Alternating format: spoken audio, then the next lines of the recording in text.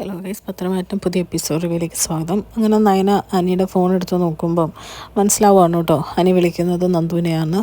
ആ സമയത്ത് കനക അടുക്കളയിൽ നിൽക്കാൻ നേരത്ത് ഗോവിന്ദൻ വിളിക്കുന്നുണ്ട് കേട്ടോ. എന്നിട്ട് പറയുന്നുണ്ട്, നയനമോൾ ഇവിടെ വന്നായിരുന്നു, നിന്നോട് എന്തെങ്കിലും പ്രത്യേകിച്ച് പറഞ്ഞോ എന്നൊക്കെ ചോദിക്കും. ഇല്ല, ഇവിടെ വന്നപ്പോൾ ഒന്നും പറഞ്ഞില്ല, മോൾക്ക് എന്തോ സംശയമുണ്ട് ഇവിടുന്ന് പോയപ്പോൾ എന്നൊക്കെ ഗോവിന്ദൻ പറയുകയാണ് കേട്ടോ.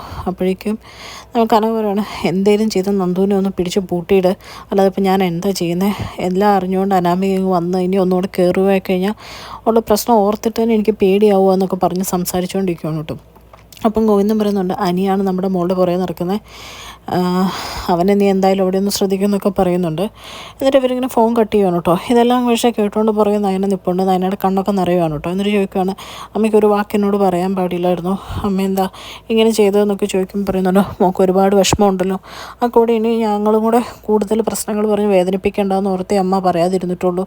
എന്നിട്ട് പറയണം, മോൾ എന്തേലും ചെയ്ത് ഇതൊന്ന് ശരിയാക്ക്, ഞാൻ നിന്ന് ഉരുകുമായിരുന്നു എന്നൊക്കെ പറയുവാണ് കേട്ടോ കനക. അപ്പോഴത്തേക്കും നയന പറയുകയാണ്, നേരാ, ഇനി ഒരു കാരണവശാലും അവർ കാണാൻ അനുവദിക്കരുത്, ഇപ്പം തന്നെ അനാമികയ്ക്ക് നല്ല ദേഷ്യമായിരിക്കും, ഇനി കൊച്ചിവിടെ വന്ന് കയറി കഴിയുമ്പോൾ നമ്മളോടുള്ള ദേഷ്യം കൂടത്തേ ഉള്ളൂ.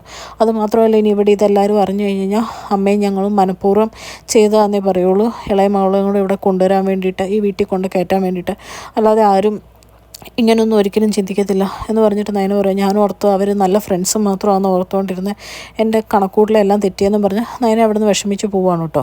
എന്നിട്ട് നയന ഫ്രണ്ടിൽ പോയി ഇങ്ങനെ ഇരിക്കുവാണ് കസേരയിൽ. അപ്പുറം ആദർശ് ഇരിക്കുന്നതൊന്നും കാണുന്നില്ല കേട്ടോ. ആദർശ് ഇപ്പോൾ പറയുന്നുണ്ട്, ഒരു ബ്ലാക്ക് ടീ കിട്ടിയാൽ കൊള്ളായിരുന്നു എന്നൊക്കെ പറയുമ്പോൾ ഇതൊന്നും നയന കേൾക്കുന്നില്ല കേട്ടോ.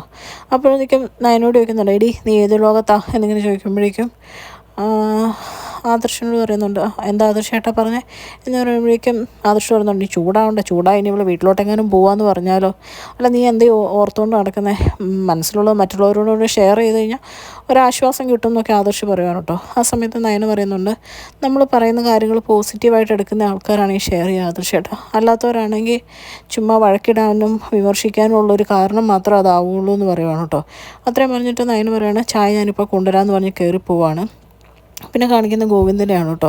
ഗോവിന്ദൻ നന്ദുവിൻ്റെ അടുത്ത് എന്നിട്ട് പറയുകയാണ്, മോളെ അച്ഛനും പലപ്പോഴും മരിച്ചാലോ എന്ന് വരെ തോന്നിയിട്ടുണ്ട്, മോളുടെ ചേച്ചിമാരുടെ കാര്യമൊക്കെ ഓർക്കണം, ഇങ്ങനെയൊന്നും ചെയ്യരുത്, ഈ സമയത്ത് ഇനിയിപ്പം മോളെ ഓർത്തും കൂടെ ടെൻഷൻ അടിക്കാൻ പറ്റത്തില്ല, അവിടെ രണ്ടുപേരെ ഓർത്ത് എന്ന് ഞങ്ങൾ ടെൻഷൻ അടിച്ചാൽ ജീവിക്കുന്നതെന്നൊക്കെ പറയുകയാണ് കേട്ടോ.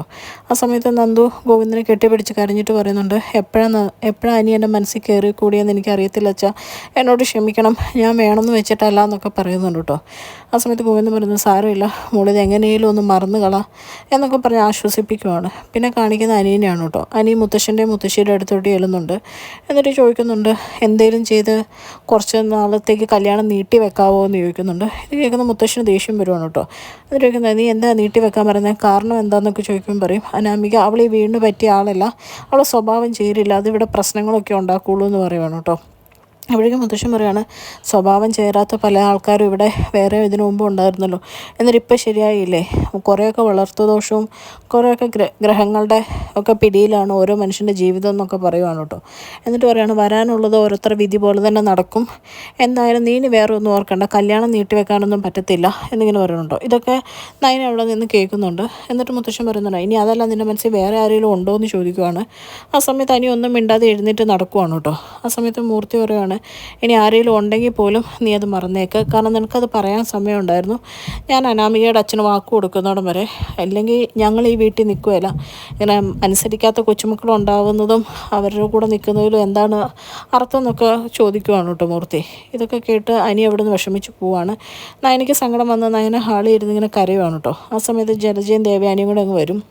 എന്നിട്ട് ചോദിക്കുന്നുണ്ട്, നീ എന്തിനായിരുന്നു കരയുന്നത് എന്ന് പറയുമ്പോൾ എന്ന് ചോദിക്കുകയാണ് കേട്ടോ. ഇത് കേൾക്കുമ്പോൾ നയന പറയുന്നുണ്ട്, നമ്മുടെ ചുറ്റുമുള്ളവർക്ക് എന്തെങ്കിലും വന്നു കഴിഞ്ഞാൽ എനിക്ക് വിഷമം വരും, നമ്മൾ സ്നേഹിക്കുന്നവർക്ക് എന്തെങ്കിലും പറ്റിയാലെന്ന് പറയുമ്പോൾ ദേവയാനി പറയുന്നുണ്ട്, നിൻ്റെ വീട്ടിൽ പോയി വന്നപ്പോൾ തൊട്ടല്ലേ നിനക്ക് വിഷമം, എന്തായാലും ഇവിടെയുള്ളവർക്കൊന്നും പറ്റിയിട്ടായിരിക്കുമേല എന്ന് പറയുകയാണ് കേട്ടോ. ആ സമയത്ത് ജലജ പറയുന്നുണ്ട്, അതൊന്നും ആയിരിക്കുമേല, ഇവളുടെ ചേച്ചി ഓരോരോ പ്രവൃത്തികൾ ഓർത്തിട്ടായിരിക്കും ഇവിടെ ഇരുന്ന് കരയുന്നതെന്ന് പറയുമ്പോഴത്തേക്കും എനിക്ക് ദേഷ്യം വരുവാണ് കേട്ടോ. എൻ്റെ ചേച്ചിയുടെ ഒരു പ്രവൃത്തി ഓർത്തിട്ടല്ല എനിക്ക് വിഷമം, അത് പോലീസ് അന്വേഷിക്കുന്നുണ്ട്, അത് തെളിയട്ടെ എന്നിങ്ങനെ പറയുമ്പോഴേക്കും ജലജ പറയുന്നുണ്ട്, എൻ്റെ മോൻ അവളുടെ ഫോട്ടോ കണ്ടിട്ട്, അത്രയും വൃത്തിയുടെ ഫോട്ടോ കണ്ടിട്ട് പോലും ക്ഷമിക്കാൻ തയ്യാറായി, ഇനി ഇതിൻ്റെ പേരിൽ ഓരോ കേസും പുക്കാറും പോലീസ് ഇവിടെ കയറി ഇറങ്ങാനുമാണോ നിങ്ങൾ ഈ വീട്ടിൽ നിൽക്കുന്നതെന്ന് ചോദിക്കുമ്പോഴത്തേക്കും നമ്മുടെ നയന പറയുന്നുണ്ട് അതിന് പോലീസ് ഇവിടെ കയറി ഇറങ്ങുന്നൊന്നുമില്ല, അന്വേഷിക്കുന്നതെന്നല്ലേ ഉള്ളൂ, അതിന് നിങ്ങളെന്തിനാ എത്ര പേടിക്കുന്നതെന്ന് ചോദിക്കുവാണ് കേട്ടോ തിരിച്ച് ജലജോട്. അപ്പോൾ ദേവേനിയും പറയുന്നുണ്ട് അത് നേരമാണല്ലോ, നീ എന്തിനാ അത് എത്ര പേടിക്കുന്നതെന്ന് ചോദിക്കുവാണ്. അത്രയും കാണിച്ചുകൊണ്ടാണ് കേട്ടോ ഇന്നത്തെ എപ്പിസോഡ് അവസാനിക്കും. ചാനൽ ഇഷ്ടപ്പെട്ടാൽ ലൈക്ക് ചെയ്യാനും സബ്സ്ക്രൈബ് ചെയ്യാനും കമൻറ്റ് ചെയ്യാനും മറക്കരുത്.